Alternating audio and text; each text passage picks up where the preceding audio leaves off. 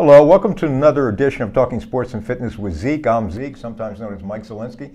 I'm honored to have as my guest Dr. Adam Feldman, who is a world-class fencer and a cardiologist. He's affiliated with the Tower Health Medical Group in West Reading. Welcome. Thank you very much. Thanks for having me. Yeah, it was interesting, what our children get us into. You were a national champion in fencing, an All-American at Penn State in 1983 to 87. And I guess the medical school is a little demanding and going for a specialty, so you didn't have a lot of time, so you kind of put fencing aside.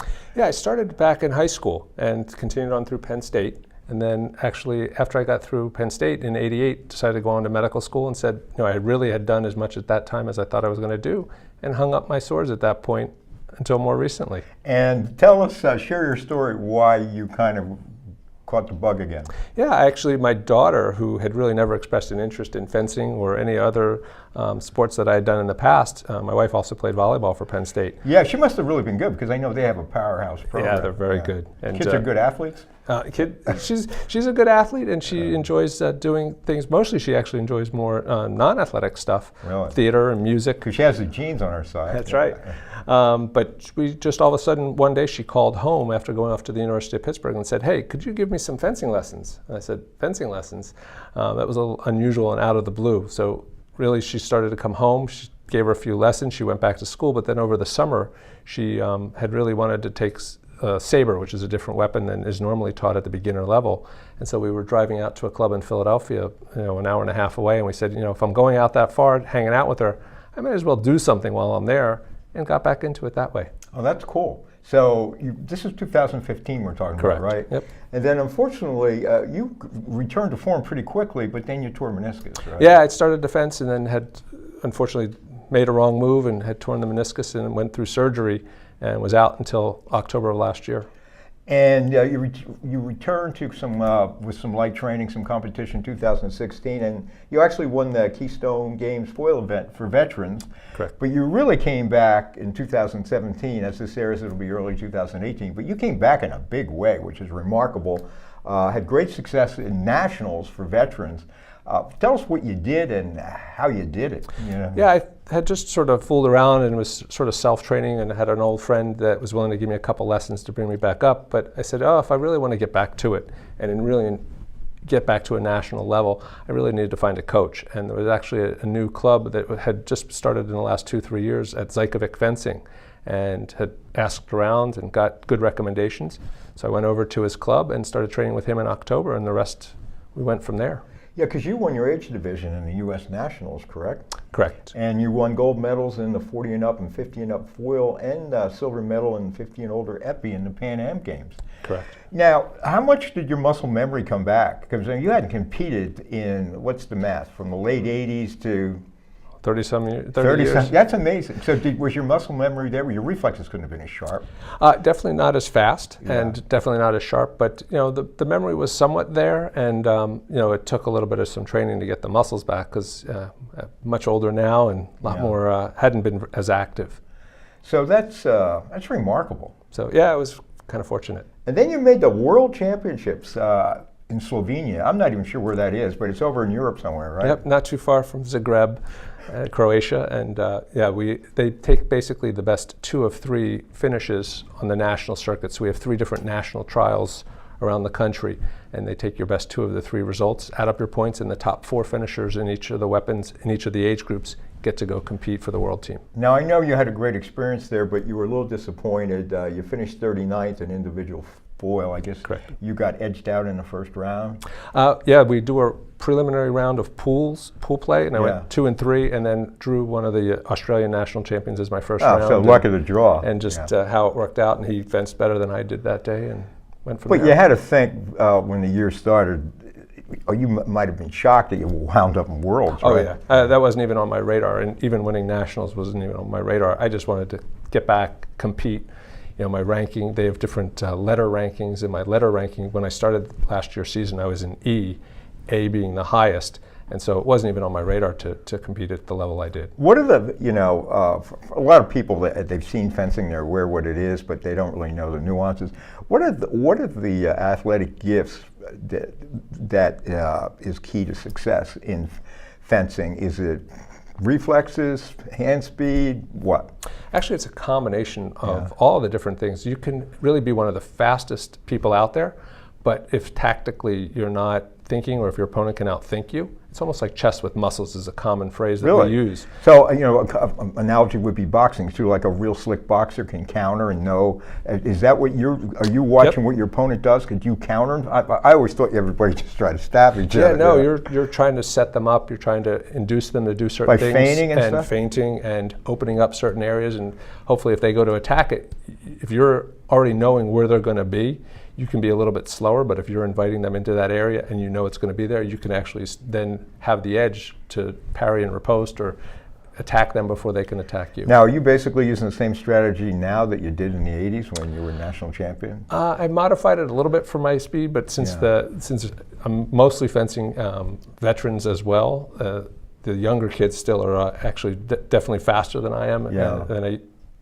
You do have to modify it a little bit, but it still works out. Now, the veterans that you're fencing, had you crossed paths with them back in your prime, all your primes? It's actually interesting. A lot of the people I have crossed paths with were people I fenced with years ago. Many of them had actually continued. A lot of people that have come back, it's almost the same story. Yeah, I took off from fencing. My kid got into it. I decided since I'm going, I want to get back into it. So it's a very common theme to our veterans. How many cardiologists do this? Not a whole lot. I mean, how many hours a week do you put in your practice, for your medical practice, and then with fencing? I mean, that's really a challenge for you, right? Yeah, the balance? It is trying to find some balance. I do try to tell my patients to exercise and get out there, so I figured I better lead by example. I try to practice twice a week if I can get down to my club to practice. And other than that, obviously the cardiology takes full time. Because I assume there's long hours in being a cardiologist. Yes. Yep. Were you doing physical activity in the interim between the 80s? I know you're busy, but you were doing some kind of training or running or whatever. No, I really wasn't, unfortunately, very active, and had some, health issues, backs and knees type. So it kept me away from a lot of the intense physical activities. And how are those parts holding up now that you're back in competition? Trying to hang in there. Yeah. Now, you recently were it's funny because you're already in the trials for next year, and it's the first step to get the Worlds, and you finished 18th overall, which you need to improve to make Worlds again. Yeah, you have to, the last set, 7th or higher is probably what you need to be in at least 2 of the trials to even have a chance. So you get to throw one out, which hopefully this will be my one that I throw out. Well, that's good. So otherwise you don't have a monumental hill to climb. Right? Correct. Explain a little bit the difference. Now you do, we're going to have a little show and tell here. You do Epee and you do foil, and I guess this is the Epee? Correct. And this is I'll let you do it, but it's interesting, you were telling me that you almost hold it like a pistol, right? So you hold it, I'm left-handed, which again, as we were chatting about, being a lefty used to be an advantage, but nowadays it seems to be less than typical. So what you can do is that you basically hold it like a pistol. It's a thrusting weapon. And for Epee, anywhere on the body is the target. So I can hit your hand, your foot, your head. First person that touches gets the point. Whereas with the foil, it's a somewhat smaller, more rectangular, more flexible whippy blade. But in this target, only the torso is the target. Why is that? I saw that in some of the notes I took, and why the distinction? Basically just a different sport. It's almost like track and field where you have different classifications. Okay. And so the different rules, the development of the weapons came up. This is more of a French style, whereas saber was the old Hungarian horseback. So when you watch the Three Musketeers, they're using a foil? They're using like a rapier or some of these other more heavy swords, and those actually, that's why you have a parrying dagger, a separate. Sometimes they'll have a smaller one in their other hand. Well, I thought it was interesting. Like in Epee, both fencers may score if their touches occur within 40 milliseconds of each other. Correct, and it sounds like that would be pretty short, but it's not uncommon that does occur. Now these aren't sharp, but when you see fencers, they're kind of wearing not body armor, but they have protection, right? Yeah, we have different layers. We have what we call plastron, or a half jacket underneath. We then have a regular cloth jacket over top, and it's actually made out of 800 Newton Kevlar, so that if they do break, which they rarely do, but they can break, that nothing penetrates or goes through you, trying to keep it as safe as possible. And then we have the target jacket for foil, and a glove, mask, special pants that also have the Kevlar built in, and then we use shoes that are somewhat resistant to tearing because we do fence on a metal strip, almost like a cheese grater. So regular shoes actually can And get why is worn that? down. It's an electrified surface, so that we can ground it, so that when somebody hits since the toe and the epee registers is, electronically. we don't want it to register, so that it neutralizes the touch. So you don't have like long reviews like they have in the NFL, right? No, we actually do now.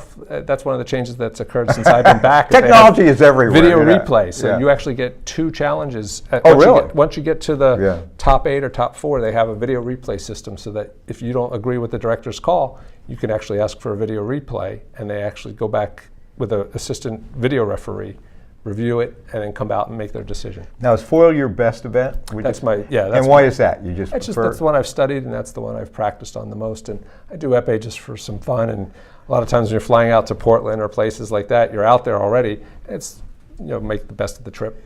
Now, saber, which is the third component, that's a light triangular blade with, I guess the target area is anywhere above the waist, including the hands and arms. Correct. Does that take, what's the difference? That one actually you can cut with the side, so you can actually hit with the side of the blade. These 2 weapons are what we call thrusting weapons, and you can only hit with the point. So you just prefer the thrusting? Correct. Yeah. And there's spring-loaded tips on both of these, and they take a certain amount of force to depress them. The saber you can actually hit with the side, and it doesn't take a lot of force, or with the point, and they're both valid. Now, do you walk into Dick's Sporting Goods and buy one of these things? No, you have to kind of go to the different fencing stores, and there are online. Oh, online now, yeah. What have I missed that you'd like to talk about with fencing? It's really actually a great sport that people can get into at almost any age. You can actually do it as we're doing it almost your entire lifetime. We now, when I first started, it was under 16 and open, under 20 and then open. Now there's anything from 8, 10, 12, 14-year-old categories in addition to 16, 20 opens, and then the vets, 40, 50, 60, 70. And it's a lifetime sport, It's a lifetime obviously. sport. How's your daughter doing? This is 2 years ago she started. She's still doing it? She's actually stopped doing it, the actual fencing, but she's actually doing the refereeing. She's actually become a very good referee. Oh, and really? She's been doing refereeing. She's taken a little break right now. She's getting ready to go to grad school, but she's actually enjoyed the refereeing side of it. Now, dumb question, but if everything is scored electronically, why do you need a referee? We actually have to determine right of way. Was it a valid target? Did it hit beside the strip instead of on the strip? So there's a couple different. The foil and the saber have an offensive, defensive, which dance that actually occurs very quickly, and it's sometimes hard to follow for a new person. But the epee, again, can both hit at the same time and doesn't matter. And how do they score it? I mean, it's like volleyball, point here, point there. Yep, if I hit you on valid, I get the point, up to 5 points in our preliminary pool when we do one-on-one and a round robin. And then we move on, and at the veterans level, it's up to 10 touches, direct elimination. So it's one-on-one, whoever wins goes on and keeps going up till you're eliminated. Final question, since you're a cardiologist. Is this stuff real good for cardio? Oh, it's very good for cardio. You get the heart rate up, and you're really working out. Now, it's very intense, short bursts of activity. Each of our bouts is about 3 minutes. But it's a very intense 3-minute time frame. You know, I always remember, for some reason, it stuck with me. Back when I was in college, when I read Playboy magazine for the articles, they always had great cartoons, and it was a picture. This patient's in a cardiologist's office, because it says cardiologist on the desk, and the doctor has a cigarette in his hand, and he says, "My advice to you is to quit smoking." So anyway. So quit smoking, then take up fencing. It's good for the heart. Dr. Adam Feldman, we thank you so much for sharing your remarkable story. Don't forget to like us on Facebook and subscribe to the People Chronicles channel on YouTube. For now, take care. These stories are made possible in part by Spring Ridge Financial, Heidelberg Restaurant, Queen City Restaurant, and P.J. Willahans.